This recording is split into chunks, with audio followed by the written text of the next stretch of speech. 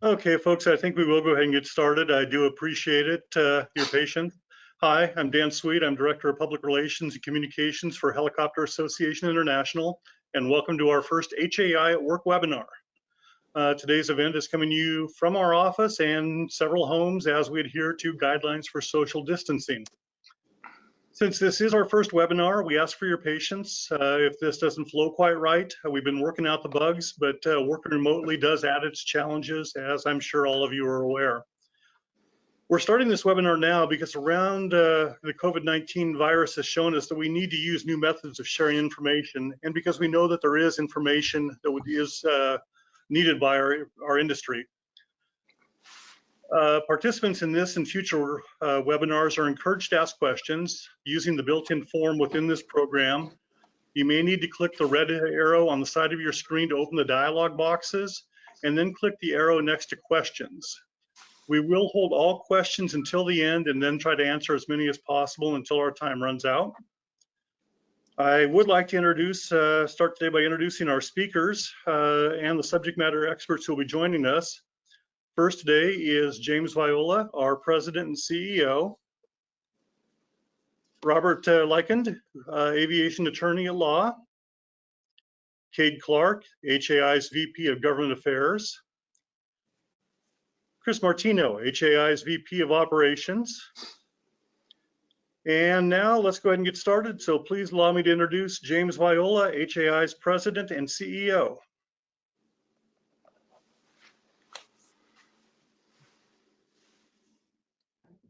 Hello, I'm Jim Viola, the President and CEO of Helicopter Association International. As you know, we are experiencing a global event that is affecting your life and our industry in ways most of us never imagined.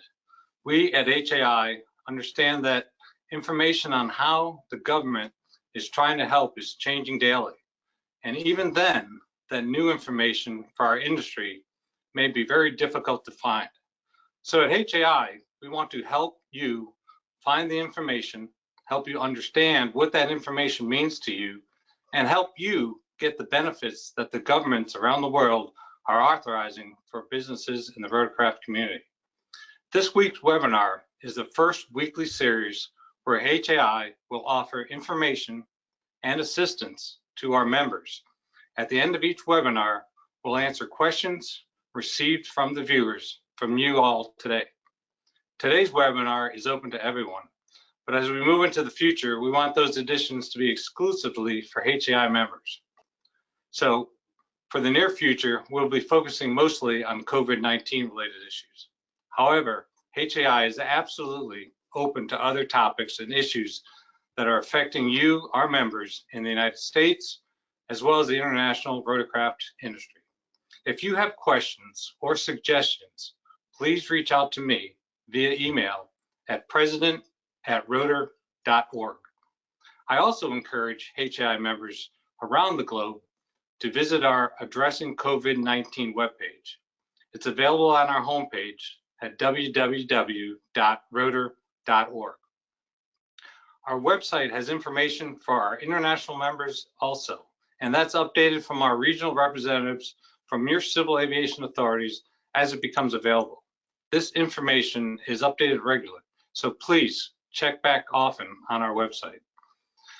Now, we present this first webinar with information about federal financial assistance for our US-based members.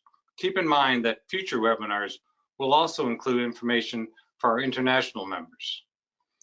The staff at HAI and our special guest speakers look forward to your questions today. So please, let's go back to Dan and let's get this webinar moving. Thanks. Thank you, Jim. Now I'd like to introduce Robert Leichend, who will discuss some of the government financial programs that are available here in the U.S. Rob? Yep, I'm here. Well, thanks, and thanks for giving me the opportunity to speak with all of you. So first, we're going to talk about two programs today that hopefully can provide some assistance to operators.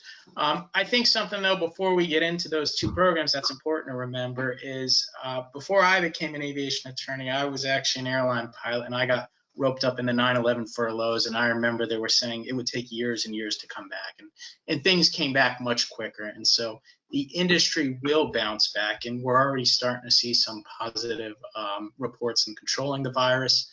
Economists are saying the fundamentals of the economy are sound. And additionally, right, this is just tough participants in this industry. We know how to problem solve. So I think there's no doubt that the industry will be back, and probably back sooner than we expect. But right now, we do need a little bit of some bridge gaps, something to help us get through. And so that's what we're going to start talking about today. So first, as I'm sure most of you are aware, at the end of March, something was signed into law called the CARES Act. The CARES Act includes multiple benefits for all sectors of the economy, but two of them that I think are relevant to the operators here is first the Paycheck Protection Program, which today I'll just be abbreviating as the PPP. That makes $349 billion available for loans. I know there's some concerns about whether those funds may run out, but it seems at least there will be there's a general consensus to probably increase that amount. Second, there's also something called the Air Carrier Worker Support Act, which provides $25 billion for air carriers, which a 135 operator would fall within, and 145 repair stations as well can take these benefits.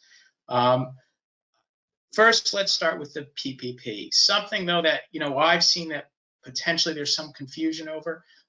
The PPP, there is a separate thing called the Emergency Injury Disaster Loan, which has been abbreviated as EIDL, right? The PPP and EIDL are two different programs, and I'll flag some of the differences for you today as we go through the presentation. But both are basically programs available to you.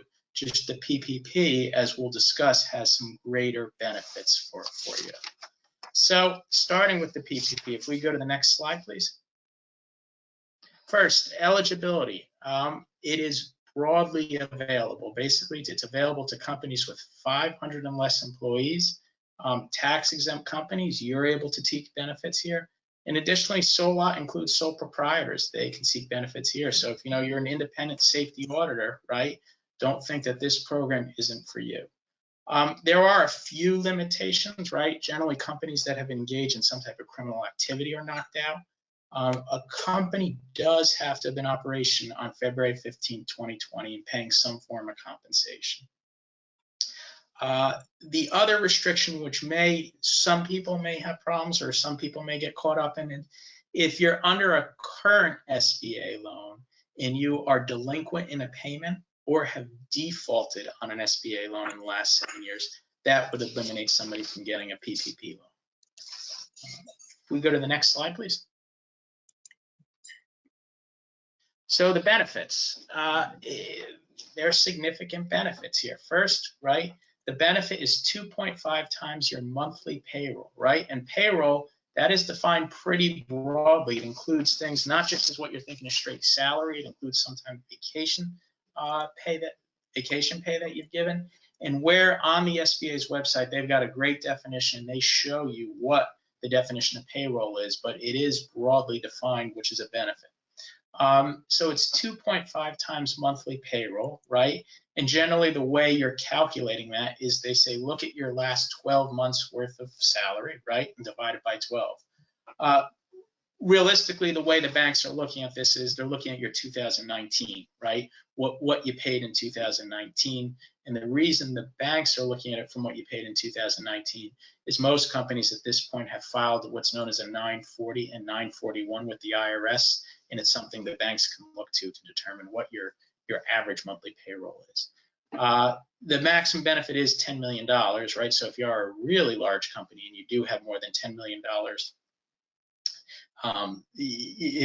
that your benefit is going to be capped.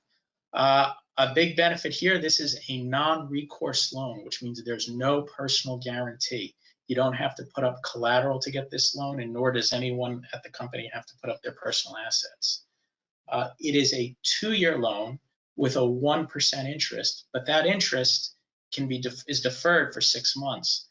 And we're going to talk about later on how the PPP loan can be eligible for 100% forgiveness, right? So if we take the loan and we get it repaid within 6 months and we get forgiveness, you potentially will not have to pay back any of this money, and nor will you have to pay back the interest, pay any interest.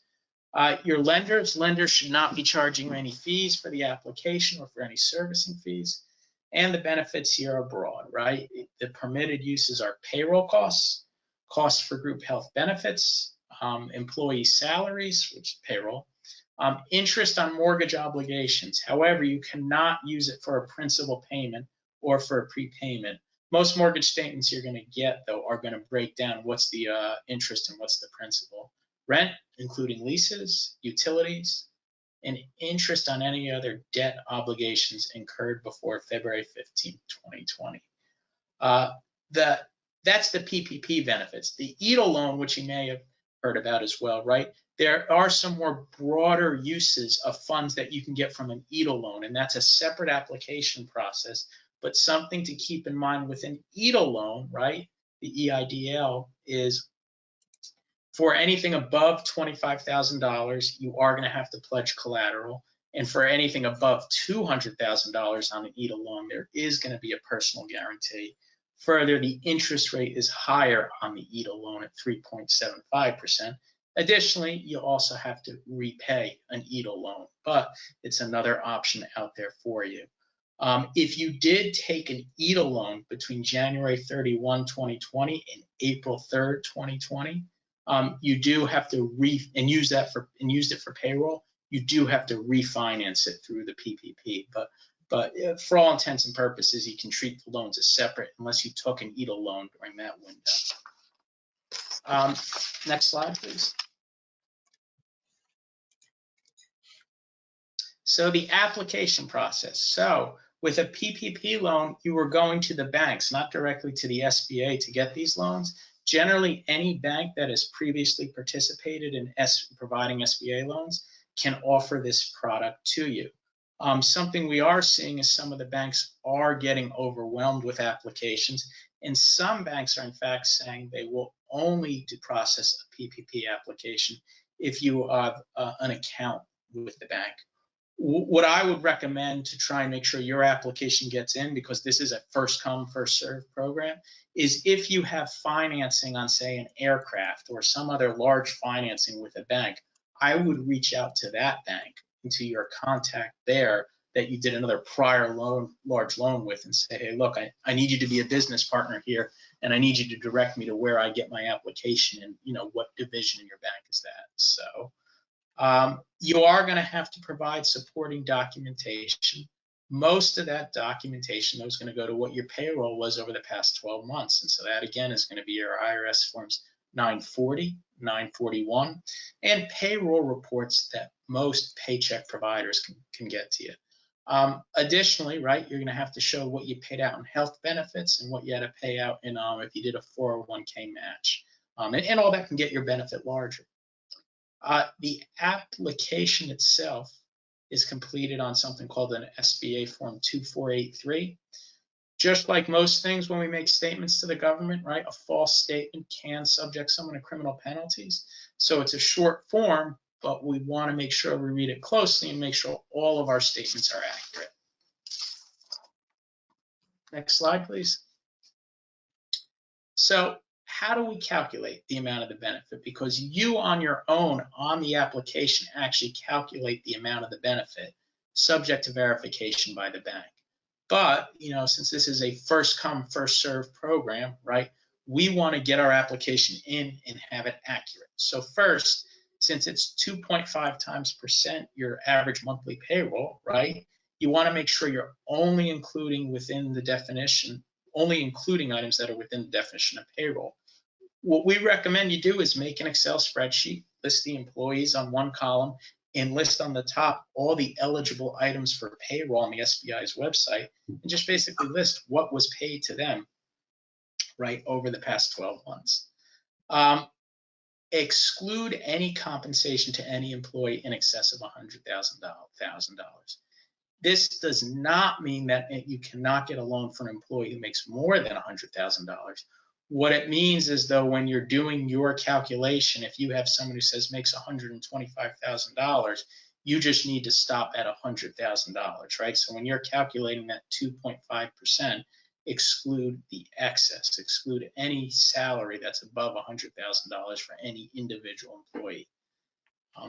If an employee whose principal residence outside the United States, do not include their compensation in your total compensation and figuring out your monthly average.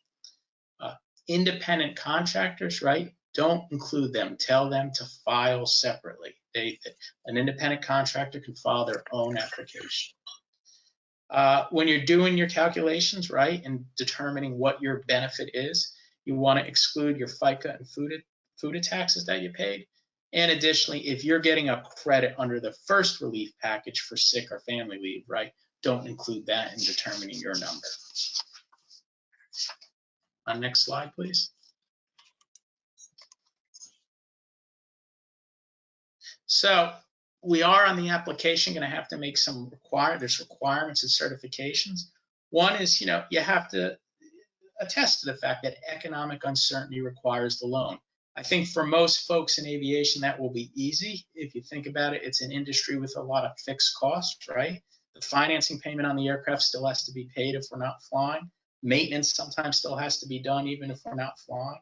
It's an industry with a lot of upfront fixed costs, right? You probably paid a lot in training for the pilots who may not be flying now. If you take this loan, to the extent feasible, you have to buy American, right? And that's not what I'm talking about with the loan proceeds. I'm talking about if you are a recipient of the loan, outside of this, you really need to focus and try and buy American products. And that makes sense, right? Because it kind of fuels the loan here is to keep employees working, right? And by you using your other funds to buy American products, hopefully that will keep other companies afloat. You are going to have to ensure that the funds are only used for permitted uses.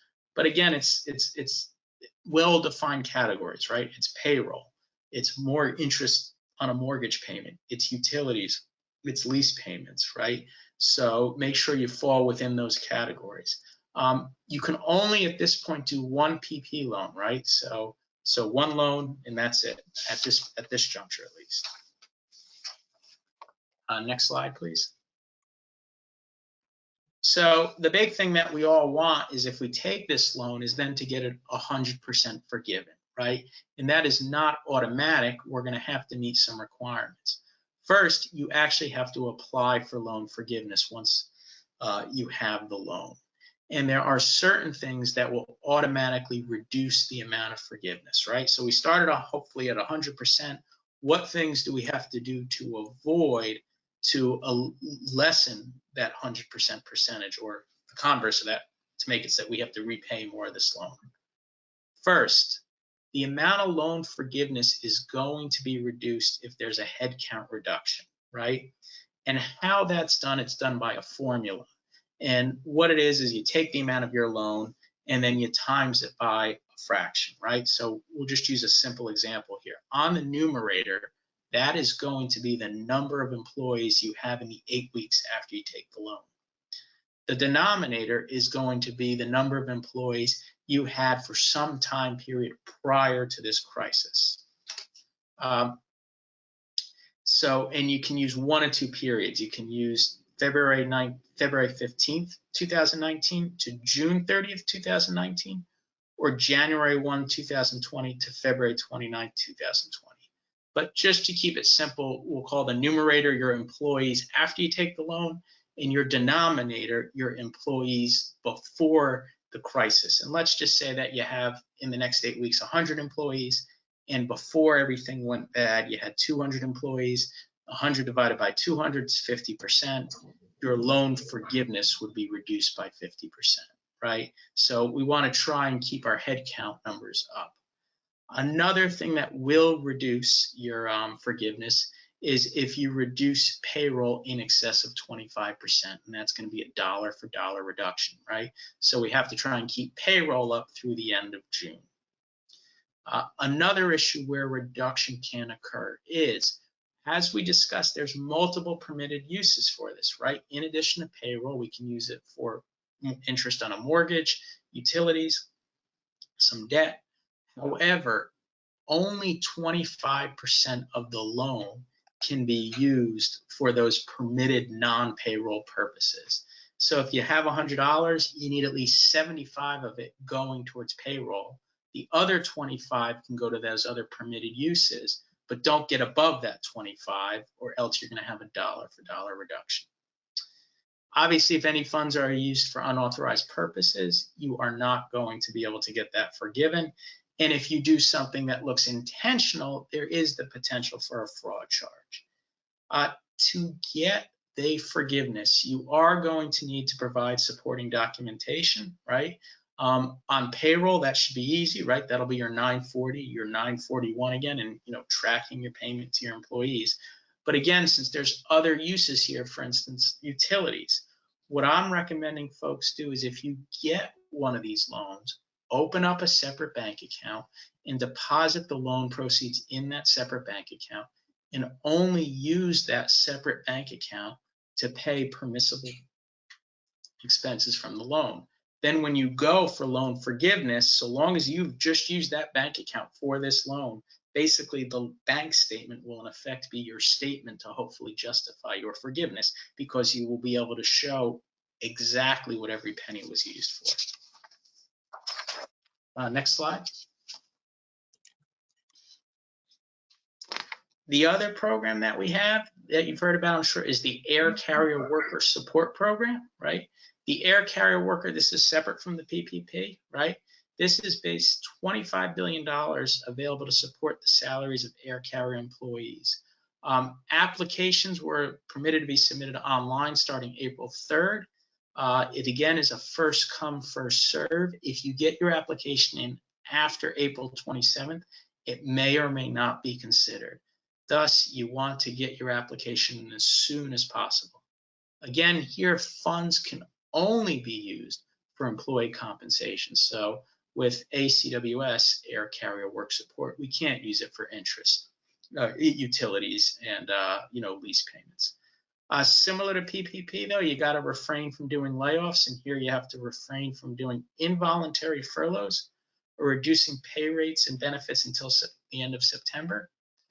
Further, for larger companies, through the end of 2021, there's limitations on some of the equity investments you can make and the payment of dividends to shareholders. Additionally, if you do take one of these loans, there is going to be some limitations on compensation and severance to those highly compensated employees. And this is kind of a consequence of what happened in 2008 when some funds were used to pay executives bonuses. But that limitation really only kicks in if you have folks making more than $425,000 a year. Lastly, next slide.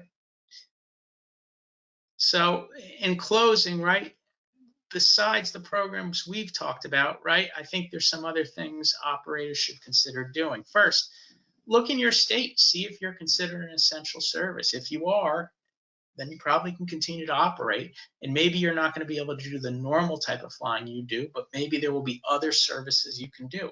I would reach out to your government, I would reach out to local hospitals to see if there's anything you can do to help out to generate some income. Next, your insurance policy. Every insurance policy is different, right? But we all need to go through and look closely at our insurance policy to see if there's anywhere in there, either in a provision or an endorsement, where we can say, hey, you know what? I think I can get coverage for loss of income due to COVID-19.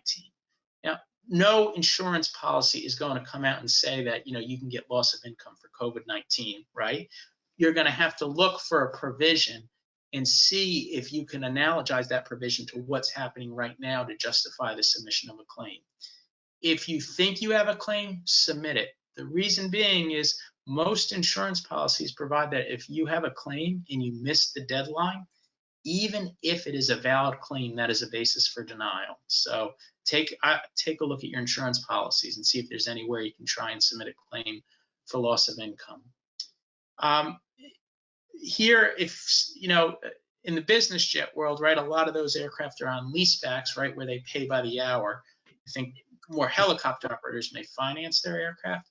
I would reach out to your banks and see if your banks will work with you on deferring payments. We have one client whose bank agreed to deferred payments for 90 days. What they did is they just extended the loan by 90 days at the back end. And for the next 90 days, that client does not have to make any of the finance payments on their aircraft. your bank, most banks say that you're your business partner. I'd say to them, look, I need a business partner now and I need some help. And the other thing, and through HAI, of course, just continue to monitor for any new benefits and packages as they come available, because many of them kind of have tight deadlines or are first come, first serve, like the 2 programs we discussed today. So that's all I have. Thank you.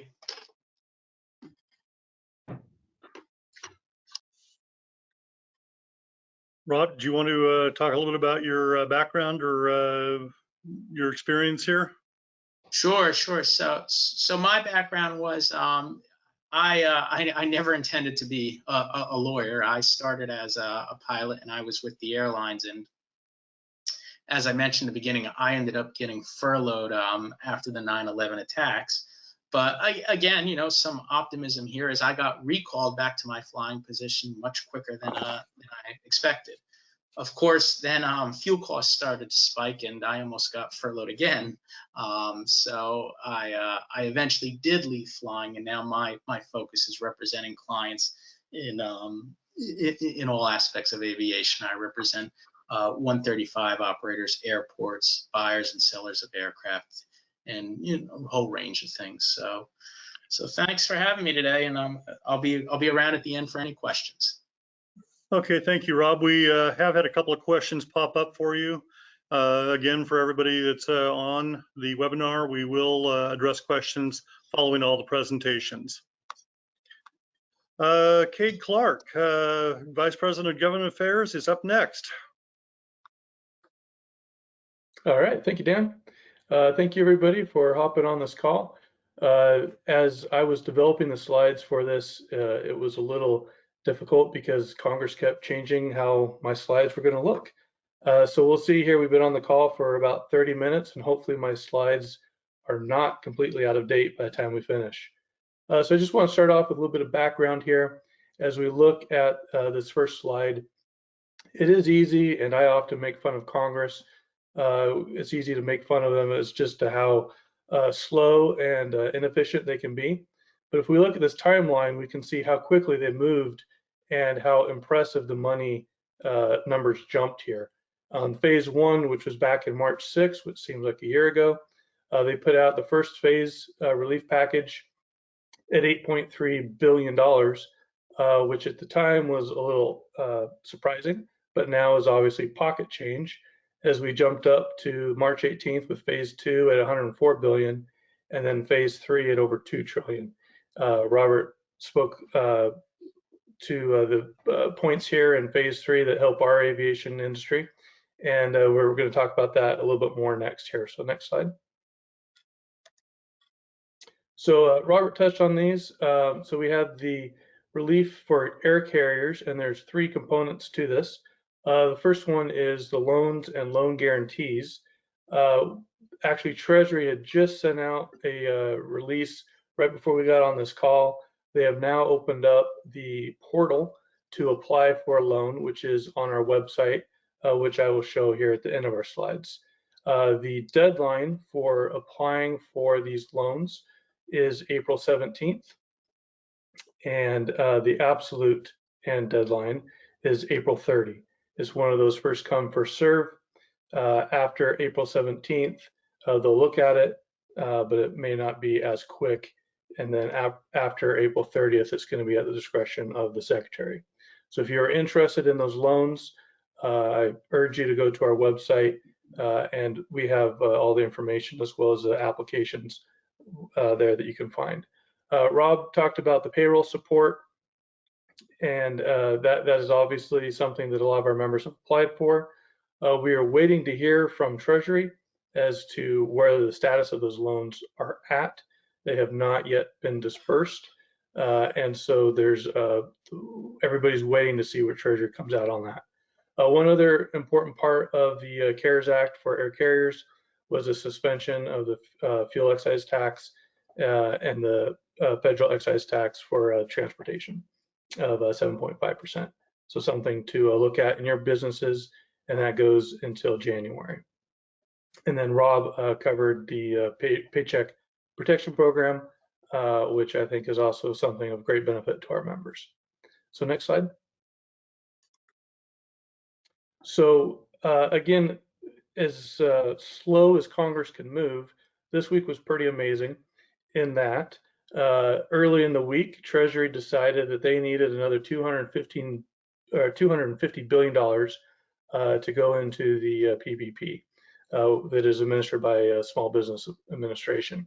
Senator McConnell put out a bill which was supposed to be voted on today, and the plan was by tomorrow the program would have been brought up to $600 billion. Pretty amazing week's worth of work for Congress. So the plan was for Senate to vote on it today. It would go over to the House tomorrow and then be funded. However, this is where we can start, throwing in our jokes about Congress. Things obviously just don't go as smoothly as we had planned. The Senate today brought up the bill, and Senator McConnell had pushed for $250 billion as asked by Treasury. Senate Democrats, as well as Speaker Pelosi in the House, they actually wanted to increase the fund by another $250 billion. $100 billion would be going to hospitals, and $150 billion would go to state and local governments. Additionally, $125 billion would be channeled through community-based and other financial institutions that serve companies owned by farmers, families, women, minorities, and veterans. So when McConnell brought his bill up on the floor today, they brought it up under unanimous consent, which is a nifty little procedure to try and get things through without requiring all senators to come back and vote. The Democrats blocked that initiative, and then the Democrats introduced their own bill. Instead of $250 billion, they brought up the full amount, so $500 billion, and the Republicans blocked that push. So the Senate efforts today stalled out. We will see what their next plans are. Congress is actually on recess until April 20th, and so we will need to see how they want to proceed, or how they think they can proceed in adding in additional funds to the Paycheck Protection Program. So look at this as kind of a 3.5 relief package. They're still going to do a phase 4. They're just looking to make sure that the program, which has been wildly popular, actually has enough money to serve all the people who are applying for this program. Which takes us to phase 4. This is something that they're looking at in late April. No sooner had the ink even begun to dry on phase 3, Congress was already looking at what they could do for phase 4. Initially, it was looked at something much larger in scope. Within the past week or so, the scope, the discussion has narrowed down, looking at the Democrats, specifically Speaker Pelosi in the House, have looked at narrowing this down to more focus on small businesses and states, and really replenishing the funds in the CARES Act. Next slide. That being said, there are definitely numerous policy proposals that are floating around out there as to what could be put into a phase 4. If it is more narrowed in scope, they're already talking about a potential phase 5 where it might expand into additional areas as listed on this slide. Obviously, the aviation sector would be covered under the transportation policy proposal. So we would definitely be in the mix on this conversation. Next slide. So we talked about what Congress has done and what they are continuing to do, as they've stalled out on some of their talks or some of their attempts for votes today. So I want to briefly mention what HAI is doing for its members on the legislative side. We have a couple immediate short-term targets we're looking at, and then more of a mid-range target. So on phase 3, which has just gone through, we are working with the administration to prioritize our members' applications for these grants, for these loans, in both the PPP as well as the air carrier program. This is something that's we feel is obviously very important. The air carrier side was built really for the airlines.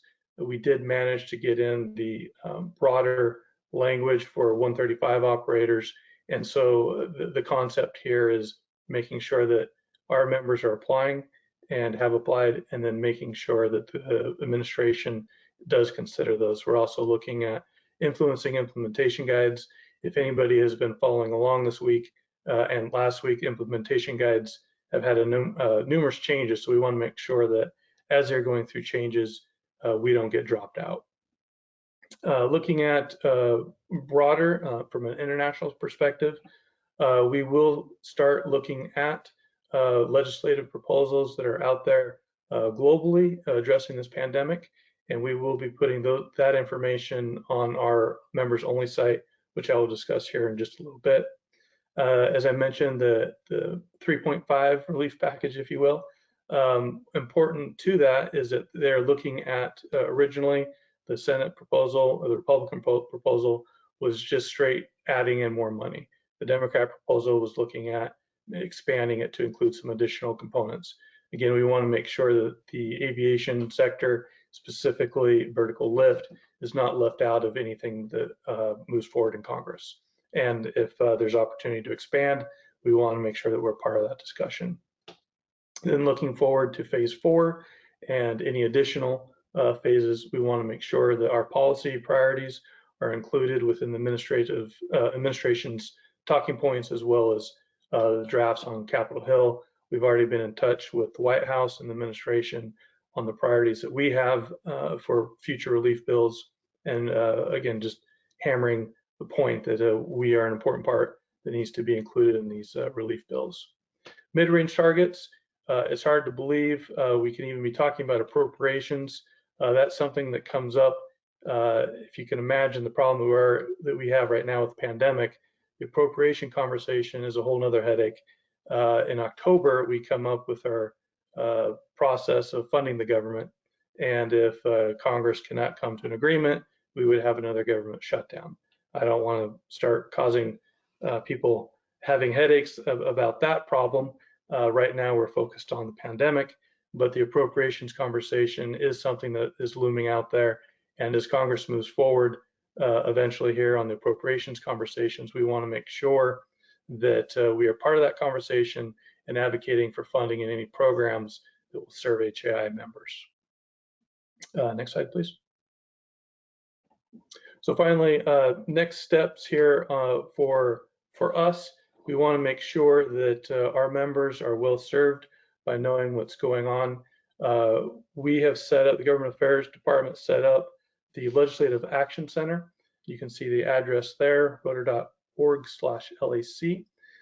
This has, we've been actually putting up the Washington Update, which is a newsletter talking about politics within kind of an insider's perspective of what's going on in politics on Capitol Hill.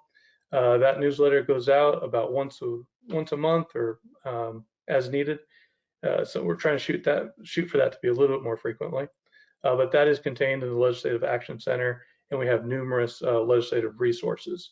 Since we've been dealing with the COVID pandemic, we now have new tabs in the folder, in this Legislative Action Center, and we have numerous resources. We have over 40 documents right now dealing with a wide assortment of information that you would need for your businesses dealing with COVID. So please go to our Legislative Action Center. It has, like I said, lots of different information and resources. And as I referenced earlier, on the international side, we will soon have international legislative updates, documents, and guidances, which will be placed within that Action Center. And the Washington updates, the newsletters that are in there, are also very helpful to help show you what's going on in DC. And finally, I want to point out next April 15th at 4 p.m., we will be holding a virtual town hall. This will discuss some more information on the CARES Act, loans and grants, and as we'll see if Congress moves forward with additional funding for PPPs. If there's anything else that comes out from that, we want to be on top of that and providing you with timely information. So please mark your calendars for April 15th, 4 p.m. Eastern, and we will have additional information on how to register, and that'll be coming out here shortly. And that should wrap it up, Dan.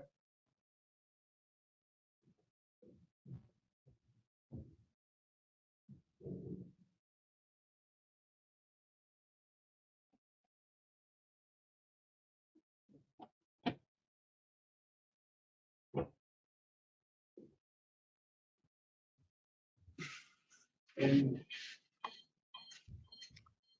afternoon, everybody. So it's great to be here with you and to talk a little bit about the international efforts that are ongoing.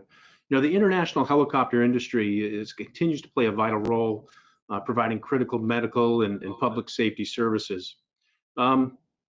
Critical lift aircraft provide a unique capability. I think everybody realizes that. They're a highly adaptable tool, and they enable us to basically operate from anywhere to support the movement of people, the movement of supplies, and the movement of critical services.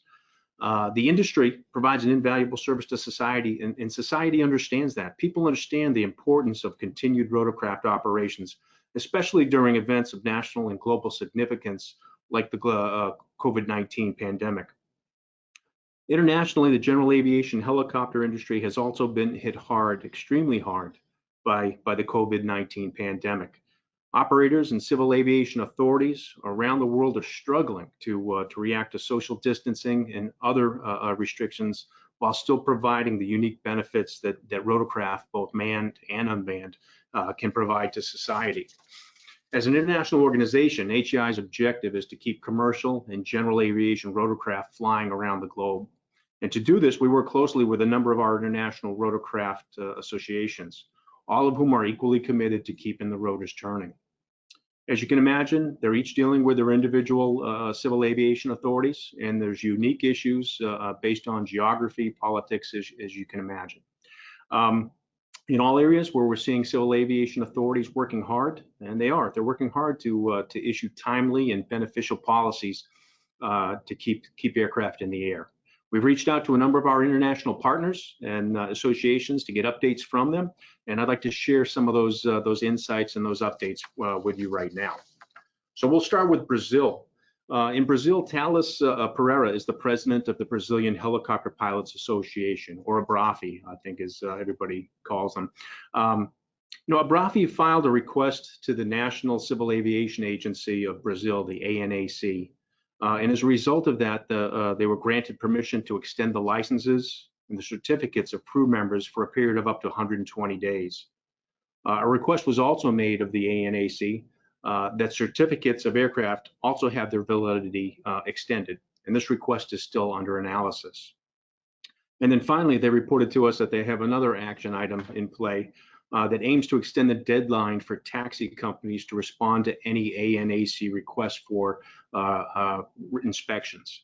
And the thought here is that the longer the period for that, it'll reduce the face-to-face encounters, or potentially the face-to-face encounters, and reduce the risk to the inspectors and the ground staff. This also remains under consideration at this time. Next slide, Dan. Canada, Mr. Fred Jones is the president and CEO of the Helicopter Association of Canada and a close working partner with HAI, and he's provided some great information for us as well. From the Helicopter Association of Canada, we've learned that they believe that Transport Canada has been a strong partner with the industry in pursuing relief on a number of fronts. And thus far, those relief areas have included such things as extensions to medical requirements, recurrent training, extension to pilot proficiency checks, instructor qualifications, and approved check pilot qualifications. What it also has included, interestingly enough, is a relief from quarantine requirements when transiting between Canadian provinces or entering Canada from other locations. It also includes the designation of essential services to assist in the prioritization of flight operations. Current extensions in Canada are valid through 1 August. But we've also learned through our conversations with them that there's already discussion about related to the potential for another extension if it becomes required. Next slide, please. Chile. Ms. Loreto Moraga is the chair of the Chilean Helicopter Association, and they report that they've reached out, and they reached out early to the Civil Aviation Authority of Chile, and noteworthy progress was made. In particular, the DGAC issued ruling number 298, which extends the validity of the airworthiness certificates that expire between the date of resolution, and that date of the resolution was March 20th, and June 30th, for a period of 3 calendar months from the date of expiration, So basically that means if you expire between March 20th and June 30th, you have a 3-month extension. There is a provision, however, associated with that, and that provision is that the operator must submit a statement that validates the airworthy condition of the aircraft in question. Now, they also issued ruling number 299, which extended the validity of the aeronautical licenses and ratings granted by the DGAC. And that's in application to regulations DAR under DAR 61, 63, and 65 that expire between, again, the date of the resolution, which was March 20th, and June 30th. Again, essential that you have a 3 calendar month extension from the expiration. There's also a provision associated with that in that fact that the aptitude of the applicant cannot be in question, either medically or through licensing. So basically, you have to have a clean slate. If there's any other issues, it may come into play on that. Next slide. The European Union, very interesting. Again, Peter Mahler, chairman of the European Helicopter Association, again, a very close working partner with HAI. We've been informed that the European Union Aviation Safety Agency has been very supportive and very collaborative, and that was from Peter. But in fact, EASA is working with industry stakeholders, and they're developing targeted guidelines and templates to help member states. Some of those have already been provided to national civil aviation authorities. The work being done will enable states to incorporate mitigations into their national rules as appropriate. And the guidelines and templates address such things as operational crew training, check activities, the validity of licensing, medicals, and airworthy certificates or airworthiness certificates. The goal being is to allow a rapid implementation, a clean and rapid implementation into each individual state's national rules as applicable. It also allows the operators to continue operating with their aircraft as long as they're safe to do so, and with their people as long as it's safe to do so. Right now, it essentially means that all those extensions, the validity of the training, checks, licenses, are all extended by 4 months right now. And in addition, there's also discussion ongoing for an extension of another 4 months should the situation dictate. Yes.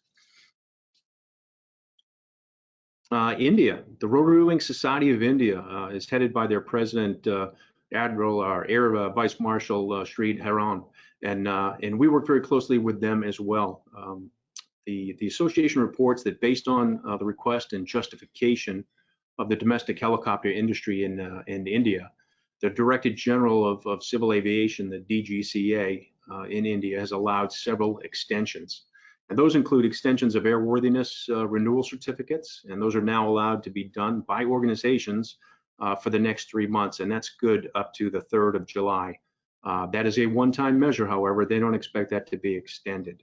There's also an extension of the grant for recurrent training and checks for lapsed or lapsing with respect to pilots, flight engineers, cabin crews. You can read the slide there. I won't say them all, but all those extensions are up to the 20th of June, 2020. They also addressed AME licensing under Part 66, and those are automatically extended until September 23rd of 2020. The validity of continuation training under CAR 145 for extension of company authorization has also been extended for 3 months up to the 3rd of July. And then finally, all expiring company approvals for Indian and overseas companies are extended 6 months all the way into September, up to September 30th, 2020. So you can see that they're making some great progress there in keeping their rotors turning and keeping those services being provided. Next. New Zealand, the chairman of the New Zealand Helicopter Association, Mr. Scott McKenzie, has reported to us and filled us in that he believes that the New Zealand Civil Aviation Authority has been doing a very effective job, and they've been very effective in their efforts to address the COVID-19 impacts to aviation. He cited information website that you see there on the slide, and it is something that if you're interested, you go to, and it provides you the updated information on what's going on between the New Zealand Helicopter Association and their Civil Aviation Authority. In particular, they quote items such as extensions to competency checks, extensions to simulator training checks, and extensions to medicals. And for now, reportedly, that's a 90-day extension. with obviously the opportunities later on to extend those. They also have discussed with us the government's efforts to assist in their aviation community in terms of response packages, benefit packages. For example, one of the things they mentioned was a business loan, which is government guaranteed at 80%. So they are offering those opportunities for their operators to try to stay solid financially while they work through the issues. And then finally, he also provided his perspective on industry impacts, and not surprisingly, the air transport operations that are ongoing there are the hardest hit. So again, I don't think that's a surprise to anyone. But what they do state very clearly is that the New Zealand Helicopter Association will continue to work very closely with their Civil Aviation Authority in order to keep ahead of the COVID-19 impacts, in order to keep their aircraft flying and keep those essential services headed towards their public.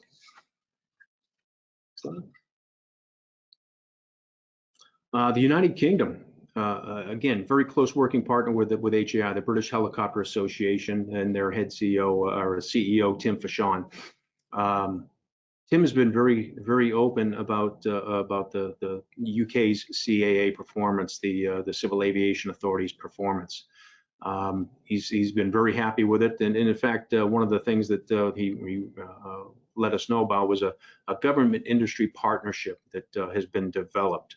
And in that, they've partnered to provide commercial helicopters to support government and military operations in response to the nation's COVID-19 programs. Around 80 aircraft, commercial aircraft, will be participating in that BHA-led program, and it will be BHA-led. The participating aircraft will continue to have to operate under commercial transport rules, but with special handling. And that special handling will come from their air navigation service providers, to include a unique call sign prefix that designates those folks as participants in that program. So again, I think it's an outstanding example of how government and industry get together in order to meet the needs of the population. And I think it really demonstrates the value, if you will, of helicopters to a population, particularly when you have something like this going on in the world. So again, my hats off to those folks. They're doing a great job. And then last slide, we'll talk just a little bit about ICAO. Perhaps in later WebExes we can go more in detail, but what I'll say right now is that ICAO has been working on a number of initiatives in order to address COVID-19 impacts in their member states. As you can well imagine, it's a lot more challenging than just one Civil Aviation Authority working with one country. So it makes it challenging because you have so many different states that have a stake in it. The slide right here provides links to some of the informational resources that ICAO has been providing. And if you're interested, these are good links. It's a good starting place if you want to go to see what ICAO is doing. And again, hopefully in the future, we'll be able to provide more content on what ICAO is doing for the global population of roadcraft operators. And with that, that's my last slide. I will thank you for your time, and obviously we're here to answer any questions that you have. Thanks for the time, Dan. Appreciate it, and we'll talk to you soon. Okay, thank you, Chris. I'd like to express my appreciation to you and to all of our presenters. I'd like to ask our presenters to bring themselves back online so we can respond to some of the questions. We did get a number of questions throughout the course of the event. Let me start by saying that we will be posting the recording to this video on our COVID-19 webpage tomorrow. It will be under the additional resources tab, so any members can join back in, take a look at it, and refresh their memory if they missed anything. Obviously, all the links will be visible for as long as you need them to. The first question I had today, I'm not sure who the appropriate person is here, so it says flight schools are closing down. Should flight training be considered essential? Well, I can take that one on, or at least the first slot at it. Again, it comes down to you get into the conversation about the shortage of pilots, the shortage of mechanics, shortages that exist across the industry. So in that respect, by having these places where pilots start or where mechanics start, having those shut down for a period of time obviously is going to have an impact down the road. So as far as being, it depends on how long. I would say it depends on how long this situation goes on. If we're only talking a few months, then perhaps folks would not consider it essential. But then again, we're talking about the place where the folks that are so badly needed in industry, where they begin their training. So that's a great question. But right now, I'm not sure that those are considered essential. But they certainly could be, depending on the length of time that we go on. Well, I will add, in California, it is classified as essential services, and so they are able to maintain, keep their doors open there. And so as states look at how they move forward in determining what is essential and what is not, they're also looking at some definitions that have been coming out of the federal government, working to make sure that flight schools are included as critical infrastructure or essential services. Thank you, gentlemen. Next question. After a loan is funded over the next 8 weeks, can we use proceeds for full payroll, or are we limited to the first $100,000 cash compensation for all employees making more than $100,000? So you can use it for full payroll, but that's going to impact your forgiveness, right? So what you want to do is just use it for the 100,000 cap, right, for each employee, and then fund separately any excess above that. Okay. Does an employer's 401k match get included in the PPP loan benefit calculations? Vacations.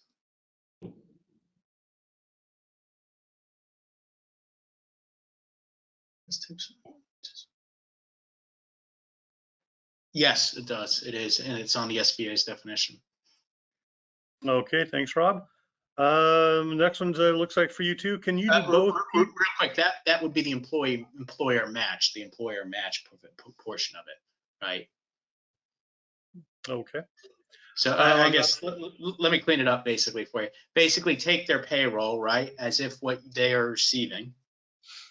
Assume, right, that take their payroll that it is. What they do with it on their own is slice into their 401k. Is not going to impact your number. Take what that payroll number is, and then also if you're doing a match, add that as well.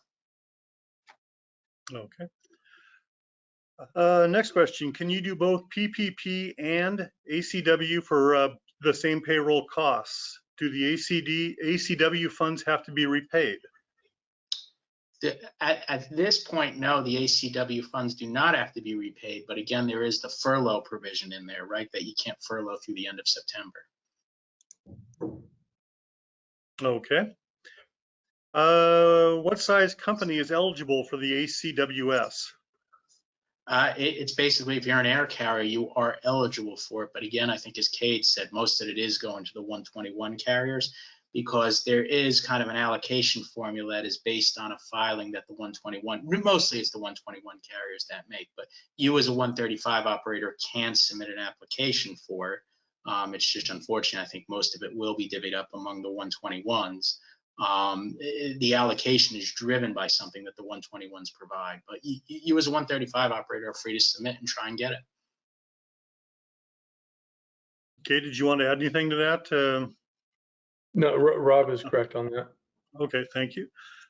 Why would a company incur the cost of a new bank account when all the costs for the 8-week period can be so easily tracked in the general ledger? It's a recommendation. If you think you can track it through the general ledger closely, then do it that way. If you're a smaller operator, it may be easier just to have that separate bank account, but there certainly is no requirement that you open up a separate bank account. That is just my tip as a method, that then you're not also going to be going through and finding in the general ledger what was trying to divvy up certain things that came from the PP funds and certain things that did not. On the air carrier support program, what baseline on employees applies relative to the can't furlough requirement? Is your employee count when you apply for the support, or the employee count when you actually get the money?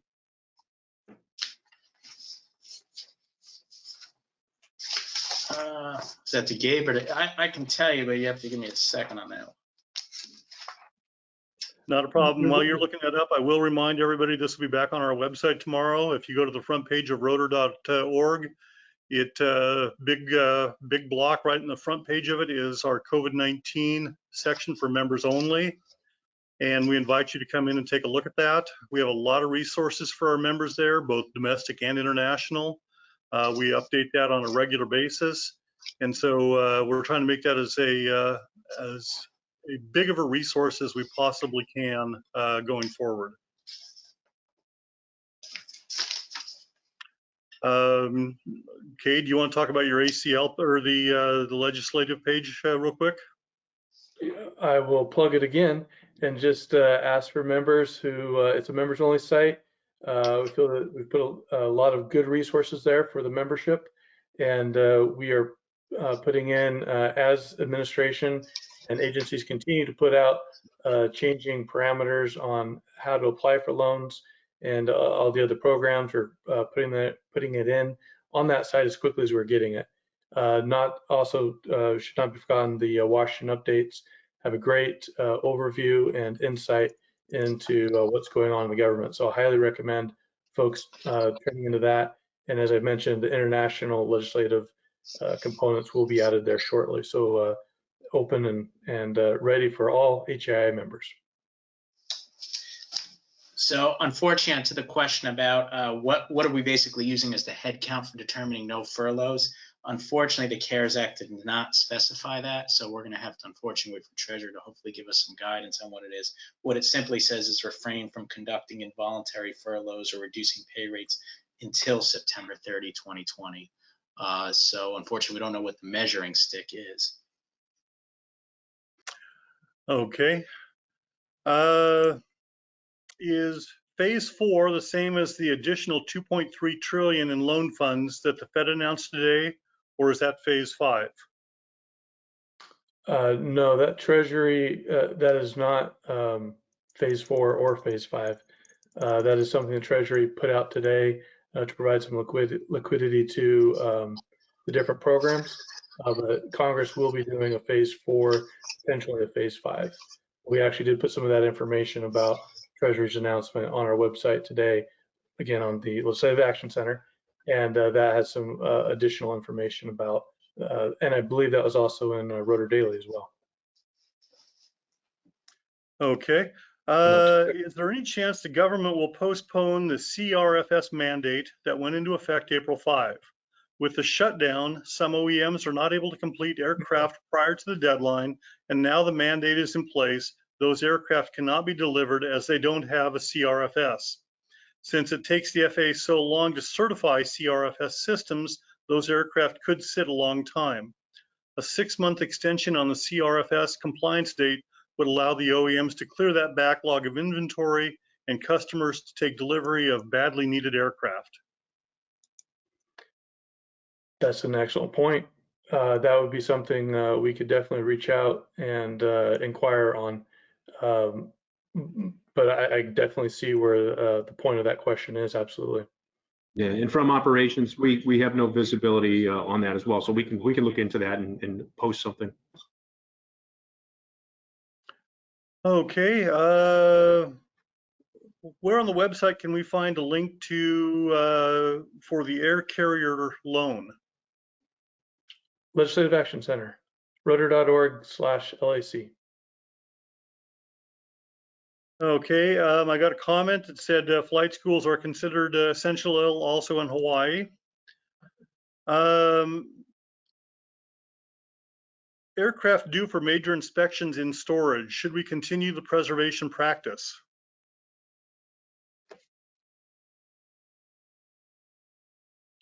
Chris, is that yours or Yeah, I'm just wrestling with my mute button here, but that's obviously based on I think it's up to the individual organization to make that determination.